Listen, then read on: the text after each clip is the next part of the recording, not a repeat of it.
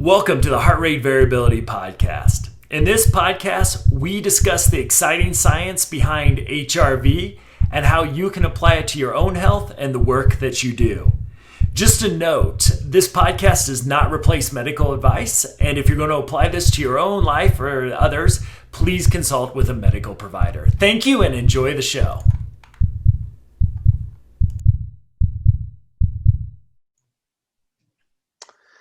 Hello, everybody, and welcome to another episode of the Heart Rate Variability Podcast. This is your friends, Jeff and Matt, back with you. Matt, how's it going? Well, Nuggets lost, Jeff, so... That's right. Everybody was on the edge told of their everybody seats. it could be a reality, so... It's over. And then the we had a Lakers good come run, out. so... The Lakers come out and destroy the Heat in Game 1. This could be a I quick path to a champion. Yeah, besides that, we still can't breathe in Denver, and I know.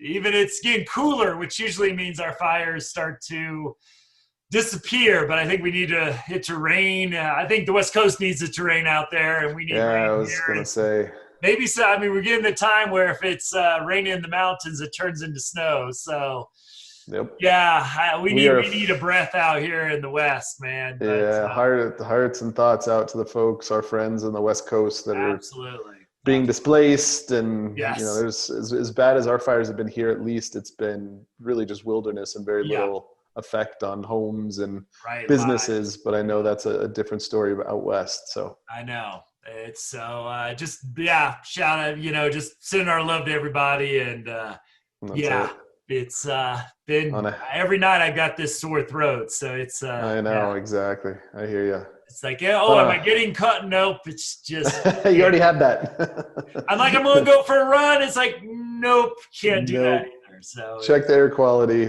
Not healthy.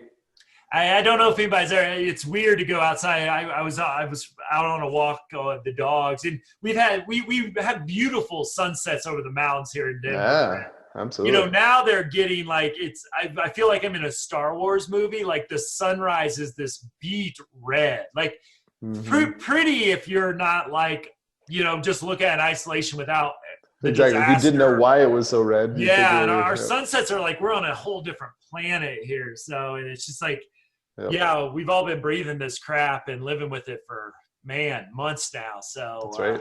We need to do the rain dances and the snow dances to just give us all out here in the West some relief from this. But thoughts go out. I lived up in the mountains for a while and have been evacuated, and know what a terrible feeling it is to have to leave your house in 5 minutes, especially when you have some dogs in tow. Yeah, totally. Absolutely. Yeah, so on a positive note, it's October, so we're officially going to be skiing again next month, so that'll be nice. Yeah. If you can get a reservation anyway. Yeah, exactly. Well, we'll see how all that goes. That's right. Well, it would be weird if we had a great ski season in this crazy. Well, that's what's going to happen. We'll have the biggest snowfall ever, and only a subset of people will be able to take advantage due to COVID. Exactly. So is life in 2020. That's right. Exactly. That's right. Well, hey, I'm excited about the episode today. Yeah. Because we're sort of taking HRV to a different place. As we've sort of built upon the science and people understanding why it's so important. Let's talk about how we apply it, not only just to our sort of individual lives and our habits and how they affect HRV, but actually the relationships that we have and how HRV impacts and is impacted by the quality of relationships we have with all the people we surround ourselves with. Yeah. So I think that's kind of something that people aren't talking about. Again, so much of HRV study and attention is around athletic training. Now, this is a very different concept, but equally as interesting. So maybe let's start by you helping everybody understand and defining what co-regulation is, because I think that's a key pillar to understand. And you mentioned it in the book, talk a lot about it in the book. So maybe we can start there. Yeah, and this really, sort of backs up a couple different streams of research that you see. One, it just kind of answers the question, why do we have therapists? Why do we have social workers? Why do we seem as human beings to need other people to help us help our mental health recover. And so there's this concept, and I love the term of co-regulation, because we know one of the best ways to help ourselves deal with stress and really help, in the HRV arena, we've talked a lot about the vagus nerve. We've talked about the neurobiology of all this. How do we help that really regulate itself so that we are in our social brain, our intellectual brain, our cognitive brain? And, there's a variety of research to show the importance of relationships. And so one of the things that we know is that if you're stressed out, and I'm regulated, that if I can stay sort of inside my window of tolerance and I can stay regulated and engaged with you, then over time, your nervous system will become regulated as well. I like to think about metronomes, those things on pianos that keep a steady beat. And one of the things that we know is that if we can keep, whether you're a therapist, whether you're a manager, whether you're a parent, if we can keep that steady beat, the people around us, people that we're communicating with, will start to kind of sync up. There's great research in the social sciences that really see that behaviors, emotions, and emotional states are very contagious. I know this example doesn't work so well in the time of COVID, but a lot of these social scientists will compare emotions and behaviors to viruses. And there's been amazing works done on social networks. There's, and I'm forgetting the name of the community, but there's certain communities around the country. There's one, I believe, out east in Massachusetts, and the name is escaping me, but they've been like really studying everything about this community, and they can watch, everything from like sexually transmitted infections to depression to anxiety, to all these different sort of behaviors, smoking. I just love our audience to reflect on. I'll give an example of mine and see if you can find one in your life. Is about 5 or 6 years ago, my dad moved to, he's been down there a little longer, but I went and visited him for the first time in Arizona. And he played this game called pickleball, and never heard of pickleball before. My dad was really excited to teach me pickleball. I played pickleball, and I fell in love with pickleball. If you've never played pickleball, it's a really easy game to get fairly good at least good enough to slam the ball and relieve a lot of stress. And then, I bring pickleball back, and, Jeff, I know you played pickleball with me a few times. Yeah, I got another friend named Jeff. He's addicted to it. Like, I thought I was like hooked. This dude plays every day. And so, if you don't have a behavior in your social network system, and then a friend goes to Arizona, hangs out with his dad at his retirement community, and comes back with this fun game, the chance that you pick up that behavior will increase greatly as well. So, we see that these behaviors, these emotions are contagious. And so when we have someone who's regulated, and I know, Jeff, you're doing this with your young kids, they'll get upset. Sometimes, since I'm on Zoom calls with you about every day, I'll hear one of them going on in the background, being a kid. And if the kid gets dysregulated all the time, but we do too, especially under high stress. If we're lucky enough to have someone who's steady in our life, that we know if they're able to listen to our own struggles, our stress, our anxiety about what's going on, it gets us regulated as well. So, in the therapy world, we think a lot about this, because the last thing you want to go in is to a dysregulated therapist. That does you no good. You also don't want a dysregulated teacher. You don't want a dysregulated physician. You don't want a dysregulated parent. Don't want a dysregulated or burned out manager or leader. Don't want a dysregulated president, and I will drop that at that. You don't want, sorry. By the way, just for the timestamp, the debates were a couple nights ago. So we're always on a little bit of delay with this podcast. But if you want to see dysregulation, just watch the presidential debate. So we know that when we have this steady person, it gives us that sense of psychological safety. So what your kids are doing is, oh my God, whatever, my dress got stained, or, I fell on my face, or I Mm-hmm. ran into a wall, or I pooped myself. Well, whatever's Check, going on check, with your check. kid, it dysregulates them. But then I know mom, dad are regulated. So I know it's going to be okay. So, kids are a great example of this, but boy, this follows us up through adult life. If you're lucky enough to be in a point of your life, like I know we're just like won the lottery with this, both of us, Jeff, that you have a partner, wife, husband, partner, who's got helps you regulate emotionally and kind of is really solid and steady, just gives you that sort of base where, that, hey, home life is great. It gives me that kind of base that I can go out and do my best in my work life. I can go be innovative. I can do exploring. So, this regulated person, again, whether it's in the business world, whether it's a parent, whether it's politics, whether it's in the classroom, whether it's a therapist, really we know that emotion of that steadiness, that safety is contagious to people that might be in different states at that time. Yeah, it's really interesting. I really enjoyed this chapter and talking more about it. You kind of gives you an opportunity to answer some of my questions, if you don't mind. But yes, I think everybody can, at least personally, everybody can understand. When you're in a time of crisis or confusion or whatever, most people kind of go back to that same person in their life when they need advice or when they need to quote unquote be grounded, and that sort of speaks to everything you just talked about. I'd love to know more about the science behind that. Yeah. What's going on there? One, that allows some people to be more regulated than others, and two, what scientifically is happening that we search those folks out in the times we need them the most. Yeah, so really, this is my favorite chemical. So yes, you have reached a level of nerd status when you have a favorite chemical. And this chemical, this hormone, oxytocin. Yeah. So oxytocin is the bonding chemical. So when we're around people we trust, that is the chemical that's released. I watch you with your kids. You can see it. You're making eye contact. There's a synchronization. Your communication's going back and forth. It's the chemical behind not only trust, but psychological safety as well.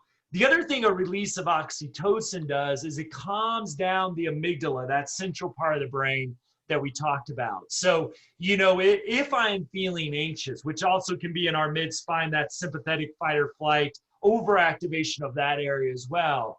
And, we build up enough of a relationship where, Jeff, if I'm having a hard day and I'm stressed out about something, you listen to me, right? One, you're letting me verbalize my stress, which is very helpful. But really what it is like, we've known each other for such a long time. We trust each other. So I know you're not going to judge me. I know you're not going to yell at me for maybe struggling today. You might give me some legit feedback that I need to hear, but probably you're going to do that after listening to me, giving me support, and the feedback will be given in a kind way. And so this oxytocin, when we're with people we love, people that we trust, and again, this could be a manager who we know sort of has our back, so to speak, and will be fair with us, will treat us with dignity, has integrity. As we look at a teacher who, I love to watch my wife in the classroom. And it was astounding to watch her do this virtually as well. Her kids just adore her. Like, it just brings... Matt, I think everybody adores Sarah. Yeah. So it's not kids, adults, it doesn't matter. But I mean, she's got these, like, I got to tell this story about her, but she won Teacher of the Year in her district one year, and it was like the surprise thing, and they snuck me in, and there was like a television camera crew there, and all the kids and everybody in the school was in the gym to surprise her. And so she walks in and like, surprise, and I give her a hug. She's not expecting to see me. Her kids are all going crazy. She doesn't like this attention, which makes it more fun for me to watch her be tortured. She's got to take pictures. She gets interviewed. She goes back to her classroom, and her kids are so dysregulated in a good way, right? They're proud. They're teacher one Teacher of the Year. It's all really cool. But one of her kids has a family presentation to give, and this is a big deal for her kids. So she comes in the classroom and, the big friendly giant Matt is in there, which is my nickname in first grade classes. So I'm in the room. There's all these other parents in the room that came to help celebrate. She calms everybody down, brings the kid up, creates this stability, this silence, and everybody pays attention to this kid's presentation. It's like the most amazing thing. But because she's got that synchronization, she can quickly, though she was like all excited, everybody was all excited, she slows herself down and her class just gets all in sync with her like that. I mean, it's an amazing thing to watch happen. So again, when you think about those relationships, if you think about a mentor you've had or that great teacher you have, very few people say, man, I had this great teacher who just really had mastered the curriculum, right? Right. Yeah, exactly. Yeah, it's like I think about Mrs. Vaughn, my favorite teacher in third grade. She just created an amazing, as a new kid going into that school, I think she would be one of my favorite teachers regardless, but she's created such a brilliant space to welcome me in, help me make friends, and give me just such an amazing first year in a new school. So, this oxytocin helps us get in on that window of tolerance, helps calm our anxiety, and helps us really engage with other people, both socially, but also emotionally and intellectually as well. So this one little chemical that has everything to do about relationships can really have a lot of these amazing effects. And now a lot of the research behind this is they're doing, I think it's nasal squirts of oxytocin, and all of a sudden it just changes the person's state. They perform better on tests. They're more emotionally regulated. They report being happier, being more satisfied if they're in a business kind of situation. So kind of wonder if we'll be misted with oxytocin. Yeah, it'll be the next CBD, right? Exactly. Trust me, I haven't been to a box store in a while because people just deliver stuff to my doorstep, and I always hate shopping. But boy, you get me high on oxytocin as I walk into a Target, maybe I would enjoy it a lot more. So, yeah, so it's this one chemical that has so many different consequences.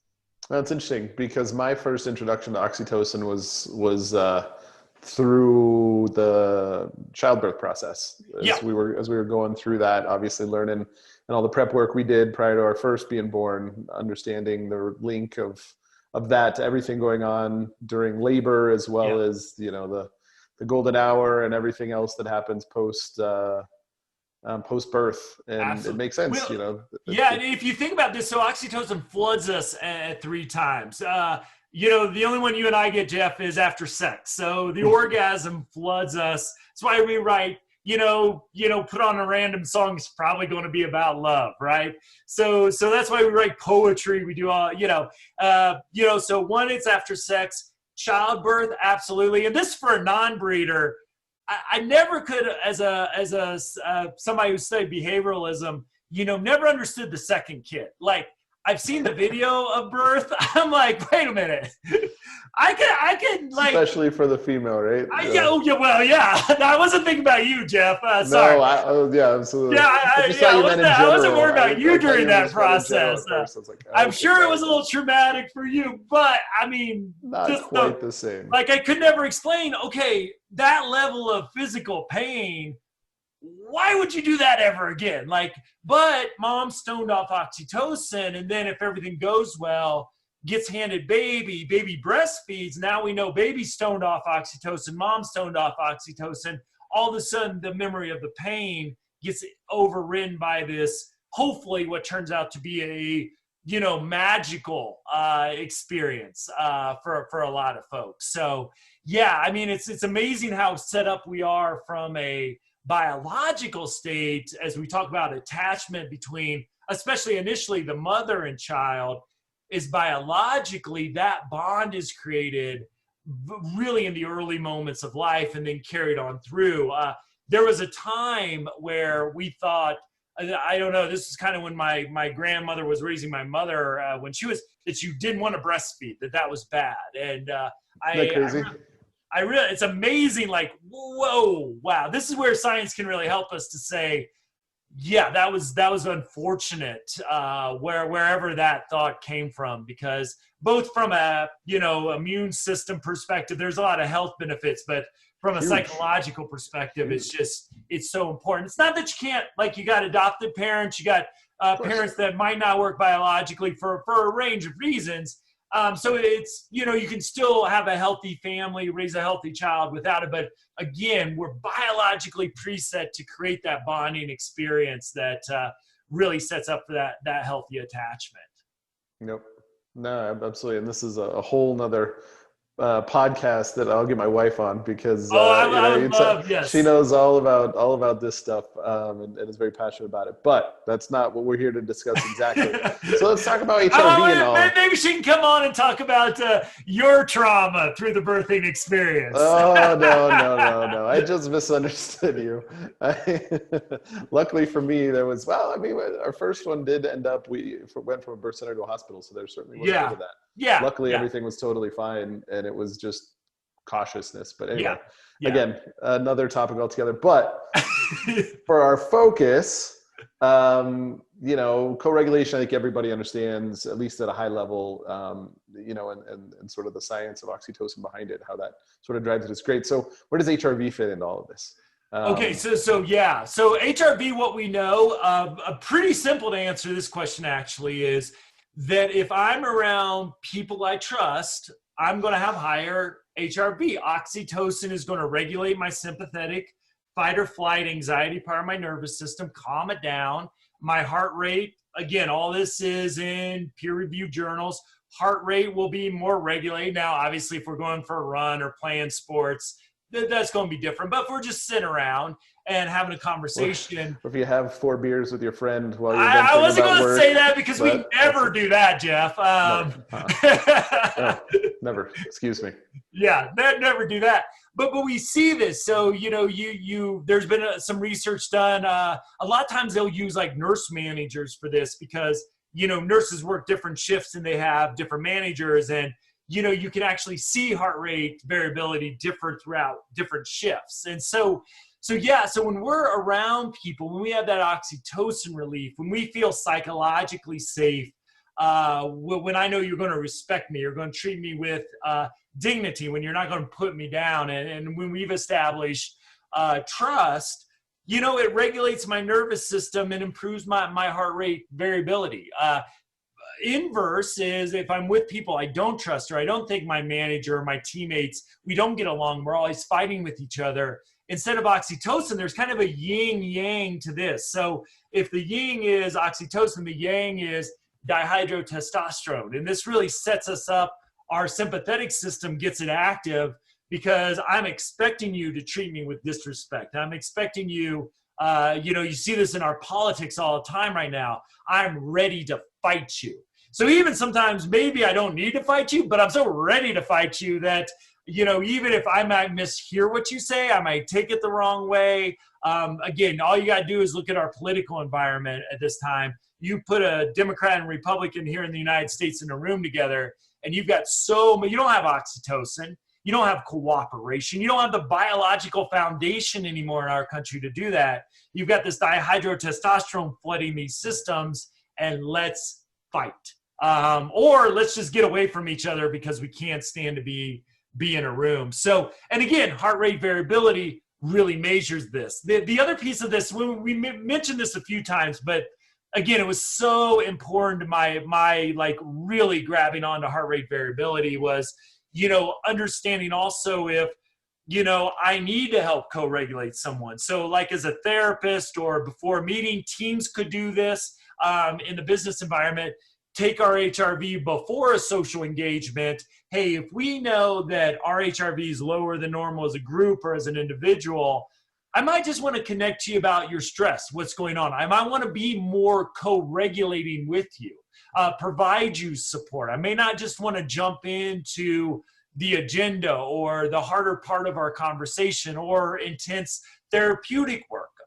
Might want to do some mindfulness to regulate, but I also want to connect with you socially. I want you to experience me like this because I want to help you recover and give you that support. And again, we can watch HRV improve as you help me regulate my nervous system, calm my sympathetic with the oxytocin, and help build that up. So yeah, that's the real cool thing about this as well, is because oxytocin, because again, psychological safety, trust, activate the cognitive, emotional regulation pieces of our ventral vagal, as we've talked about a lot, is the social part of our autonomic nervous system. That ventral vagal activation, as we talked about, puts that ventral vagal brake on the sympathetic. So we see heart rate usually drop and heart rate variability go up. So again, trust, psychological safety, all these things have been kind of, concepts, so to speak. But now we can really measure them and get scientific about them and say, hey, I've been talking to some folks that do what's called trauma-informed architecture. Well, we've had conversations. It'd be great to measure, people moving into this new environment. How does that change their heart rate variability? Is this a more calming environment? Those sort of things. So you can start to ask questions about this and sort of see whether the interventions are really working. So those outcomes are just as powerful for this co-regulation, trust, and safety as well.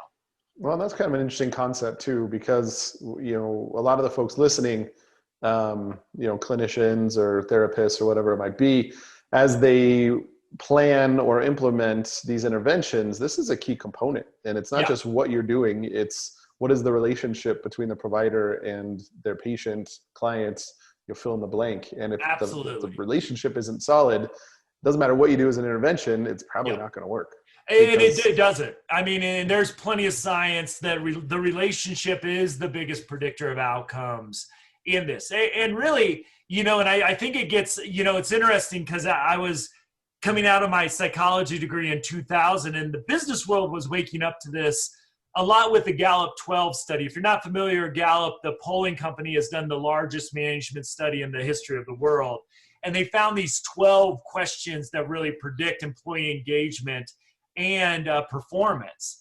And one of them was, do you have a best friend at work? Has your boss given you positive feedback? I mean, they were basically all relational things. Like I'm like, hey, this is my world. So think about the teams you played on, right? I mean, which ones played well together and which ones didn't, regardless of talent? The ones we liked each other. The ones that got along, that we weren't bickering all the time. And think about that from an organizational perspective. When you're in sync with your team, your performance goes way up. If you've ever been in conflict with the team, so much of your energy goes to the conflict that quality, improvement, giving your best at work, it all goes out the window. So yeah, I mean, we are designed as human beings. We thrive. I don't care if you're an introvert or an extrovert. There may be some differentiation between those two. No matter who you are, you thrive in healthy relationships. So yeah, that's key. Whether it's a sports team, organization, a therapist, as I like to say, if you're going to remember one thing about my talks about how do we help folks with trauma, it's the relationship, it's the relationship, it's the relationship. My whole leadership model based on research is we need to start by creating healthy relationships, trust in our organizations. We use the word psychological safety, shared values. Gallup 12 says we need to care about our folks. Again, when I jumped into the MBA world, I was like, I would always raise my hand because I was kind of the class clown. Everybody else was way older than I was and more professional. So I would like ask my accounting professors, like, hey, we learned in this Gallup 12 study that having a best friend at work really improves performance. What do you think about that? And their heads would just explode. But it was a whole different way. Challenge our traditional business model is, you pay somebody enough or you punish them enough if they don't do what you said, and you will get good results. And, there's some truth. If you pay people, give them a bonus, that'll nudge up performance. But give them a workplace where they feel engaged, where they feel fulfilled, where they feel like, they're a part of a great team. Many studies have shown that that's much more impactful than a pay raise for motivation. So it's really fascinating. You feel like you're part of it. You really want it to succeed. If you feel like it's going to go on regardless of what you do. Yes. Motivation, which actually brings me to kind of the next topic on the agenda. There's a couple things that I would love to get your thoughts on from a co-regulation standpoint, and that's hope, motivation, and Yeah. leadership. Yeah. How do they all kind of intertwine with the concept of co-regulation? Yeah. So let's break these down. One, let's take hope first. Now, so when we talk about hope, really, what is hope? Very simply, tomorrow can be better than yesterday. Next week can be better than last week. 2 weeks, the next month will be better than the previous months. In other words, that there's something in the future to kind of pull me towards, which is where that overlaps with motivation. So, for example, Jeff, we've kind of mirrored this on the podcast. We both had hope that the Nuggets might win the NBA championship. Granted, I know the rest of the world probably thought we were a little bit nuts, but hey, we had hope. Now, me just thinking, oh, the Nuggets are playing tonight. That's kind of exciting, and I'm going to tune in and watch it. But, you and I having these conversations on and offline and getting both excited about the Nuggets potentially making it to the NBA Finals, right? It escalated that sense of excitement for me. So whether we're in the business world and we're thinking about, maybe I love the Jim Collins term, the big, hairy, audacious goal, or our vision statement, or what we want to achieve, what's pulling us into the future, what are all our collective goals. Whether it's someone who might be experiencing homelessness, thinking about maybe getting into substance abuse treatment and a housing program to make their lives better. Whatever the hope might be, the interesting thing about hope is it's a lot like the placebo effect. Placebo effect, for most of our audience would know, is doctor gives you a sugar pill. They tell you it's a medication. It turns, and you think it's going to make you feel better, and you feel better. And in fact, you could make a really strong argument the sugar pill is the most effective medical treatment we have ever found across most diseases. Obviously, cancer, HIV, there's a few exceptions, but my favorite study, and I've read a couple books on placebo effects. That's how interested I am on it. But they used to, you're probably old enough, Jeff, to remember when knee surgeries could end somebody's career like that. I know when I was playing basketball, a torn ACL meant you were pretty much done. Now you're back on the floor in 6 weeks. But they did these they did these knee surgeries. One, they actually did the knee surgery. The other, they just cut the person's knee and didn't do the knee surgery. The people that had the cut, their short, mid, and long-term outcomes were actually better. Like, explain that, right? Maybe that's just how bad surgery was back in the day. This is now unethical to do this to somebody. But so when we think about a better future, so with the placebo pill, right, we're thinking our symptoms are going to get better.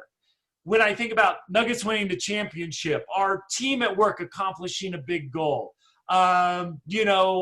me addressing my substance use and living the life I see on the other side of that, it releases another great chemical called dopamine, and that's the feel-good kind of chemical. I always use the example of, this year's a little hard for me because I'm not sure with the whole COVID and what it's done to my business if I can afford the ski pass this year. Maybe a 4-pass, something like that. I got to get up at least once or twice.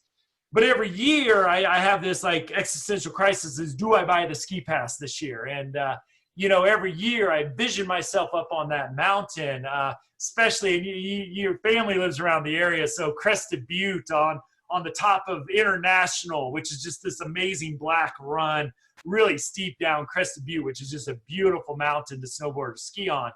And I get all excited. I always click buy, right? I don't want to spend the money, but I just picture myself and the dopamine gets me to click it. So things that bring us joy will often repeat because of that dopamine release. So when I start to think about something that excites me about the future, that pulls me, we call about this the pull motivation in the future, I release dopamine, which creates that motivation. Now, here's the real cool part about this is if I'm talking to you about that future, maybe you hear, oh, Matt's too poor this year to buy a ski pass, whatever, and you start talking to me about how we both love the International run and some of the other runs in Crested Butte that we both really love, and maybe you throw, you could go into the trees and all the powder. I love the trees at Crested Butte. Maybe because we have this trusting relationship, when I'm with you, I've already got the oxytocin release. What that does is it makes the dopamine receptors on our neurons more receptive. and more sensitive. So what we see is I can think about the Nuggets win the championship in isolation. It gets me excited. When you and I start to go back and forth on it, that's where I get the goosebumps. So what we know is if you're in a team that trusts each other, you've got the dopamine going, you've got the oxytocin going, it multiplies the effects of each other versus just seeing in isolation. Again, hope can be powerful in isolation, but that relationship, that oxytocin release makes hope stronger and makes motivation greater to moving forward. So now you take all this from a leadership perspective, right? So a lot of times leaders, and I watch this over and over again, we're going to bring in a fancy consultant, spend tens, if not hundreds of thousands of dollars, create a strategic plan, marketing plan, while the dynamics of our team are a total train wreck. You're wasting your money. Not that I'm against any of that. In fact, I think you should do that. Those business processes are good, but it's like building a house on sand if you don't have the good relational dynamics. If you've got conflict, not arguments, like arguments within teams, actually healthy teams will argue a lot. But it's a constructive conflict where everybody's working towards a goal and working through, because we've got the oxytocin. I can totally disagree with what you think about our strategy should be for this XYZ thing, but we know we're arguing back and forth, or really, talking back and forth and making our points to get to that shared vision of the future. And so with leaders, and this is backed up again, Gallup 12, I think really broke the doors down about this, but there's a lot of business research to back this up now many years later after those first studies were being published, to say if you've got an emotionally regulated workforce, in other words, we could say if you got a workforce with a high HRV that come in, are above population norms, let's just bring stuff in from past trainings that means they're emotionally regulated. They're probably feeling safe and have trusting relationships at work because there's not that dihydrotestosterone to lower the HRV. Now my strategic plan, because I've got that prefrontal cortex engaged, I got the amygdala, probably not worried, but excited, still maybe a little nervous. We'll call this eustress, to push us and motivate us towards this goal. That's when great things happen. Show me a team that won a championship, and there are the exceptions to the rules, but show me a team that won a championship that didn't get along with each other. Again, there's going to be conflict there, but you talk to some of these. I mean, if you watch the Jordan docu, or not the Jordan docu, it was the Jordan docu, The Last Dance. I was like, man, Jordan was sometimes just an a-hole to people.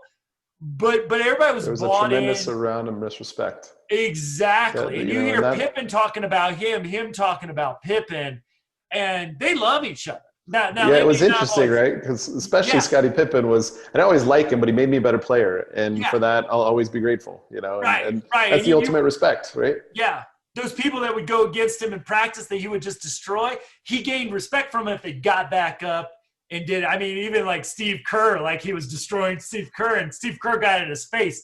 And for Jordan in his weird head, that built the trust, right? Now I know we're so even though the dynamics of that might not be what you wanted in a workplace, but it's everybody was bought in. And even though it kills me because I have never been a fan of his teams, Phil Jackson did an amazing job of creating that environment. So even with a Dennis Rodman and a Michael Jordan on the same team, he was able to create an environment as, hey, we're all bought into this. The hope of winning a championship elicits an extreme amount of motivation. And at the core, I'm going to set up different things throughout the year, whether it's giving people books, whether it's, we were supposed to practice, but we're going to go have fun today. And, a lot of, if you were on Jordan's team, you were gambling on the plane, but you were engaging with each other always with those relationships, is overcoming hardship after hardship after hardship. And even Dennis Rodman could not destroy the team dynamics that he was able to create. So again, it's hard for me to give some of these people props because they always beat the teams that I was rooting for. But LeBron's another credit where it's due. Yeah, LeBron's another good example of this. I mean, he doesn't have the championships, but he's got that passion to drive people. And he brings along people with him. I think Golden State's a fascinating one for me because people want to go play there. I think not just because, it might be a championship possibility, but they meet the guys there, and I want to play. I watch them play, and Steph Curry and those guys. What fun would that be? And I think they communicate that and bring people into that vision for them. So, a lot of times we'll pass by the relational piece of things, but we do so at our detriment. Again, no matter if you're an athletic team, a therapist, a manager, a physician, whatever you are, if we build that trust, we build the psychological safety, we get the oxytocin, throw a little dopamine in. Again, we got the heart rate variability that gives us the capacity to meet our intellectual, physical potential, depending on the example. Yep. No, I think all of this is so fascinating, and each one of these things can be an episode in and of itself. When you talk about performance, when you talk about therapeutic use cases, when you talk about recovery, all of those kinds of things. Each one of them has its own example of where this can all come into play. But I think for folks who haven't had a chance to read the book yet, I think this is a really good overview of why relationships in your life are so important, why co-regulation is so important, how you can utilize something like optimal HRV to help monitor where you're at and your capability to engage in those types of meaningful relationships and track whether or not you have them. I think it's felt very fascinating. So and as a measure of social health, here's where it's is you get, and again, we set this up, whether it's your caseload as a social worker, therapist, physician, whether it's, your team's health as a manager, again, over and over in the book, your mental, social, cognitive, physical health. That's what HRV measures. And so it gives you, okay, we're going to try this to build team dynamics. HRV should improve if it's working. We had a disruptive thing at work.